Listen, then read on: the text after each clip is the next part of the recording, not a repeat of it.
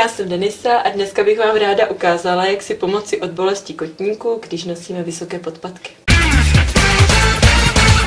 Nejprve si odložíme boty, už to uleví kotníkům, pohodlně si sedneme, uchopíme jednu nožku pod kolenem, zavěsím tu nožku do těch rukou, opravdu je noha uvolněná a zatlačím patou, špičkou, patou, špičkou, patou, u toho samozřejmě dýchám a také zakroužím, kroužím co nejvíce tím kotníkem, kam až mě to pustí.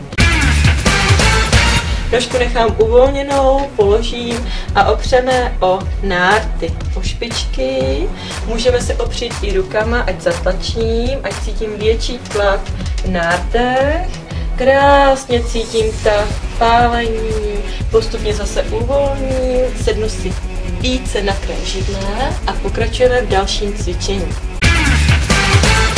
Zatlačujeme paty do země, máme je co nejvíc pod židličkou a zatlačuju, tlačím, opravdu tlačím, je tam velký tlak s výdechem. Patama do země, snažím se nechat kotníky u sebe a tlačím výdechem, zatlačím alespoň 10krát, opravdu cítím tah a pálení až v lítkách. Poslední, co nejdýl vydržím, snažím se tam vydechnout a pomalinku stoupneme.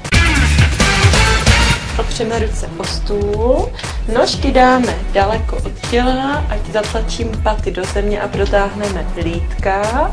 Opravdu se snažím opřít patama až o zem, zpevním celé tělo a pomalinku krčím lokty. Držím zpevněné tělo a snažím se pořád nechat paty na zemi. Zase snížím a víc vydechnu do těch pat. Vrátím, znovu ještě zkusím, udržím ty paty na zemi, zatlačím hlouběji, ještě níž a pomalinku můžeme ještě protáhnout záda, povoli vyrolovat. Nezapomeňte dané cvičení vícekrát zopakovat, aby to mělo nějaký účinek a příště bude velmi zajímavý díl pro držení, pro správné držení těla.